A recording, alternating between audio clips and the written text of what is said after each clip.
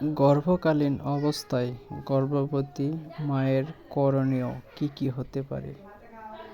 সামর্থ্য অনুযায়ী দিনে 3 থেকে 4 বার সুষম খাবার খাবেন। প্রতিদিন খাওয়ার আগে ভালোভাবে হাত ধুয়ে নেবেন। প্রতিদিন প্রচুর পরিমাণে নিরাপদ পানি পান করবেন। দিনের বেলায় কমপক্ষে 2 ঘন্টা বিশ্রাম নেবেন। রাতে কমপক্ষে 6 থেকে 8 ঘন্টা ঘুমাবেন। স্বাস্থ্যকর্মীর পরামর্শ অনুযায়ী প্রতিদিন আয়রন বড়ি ট্যাবলেট খাবেন।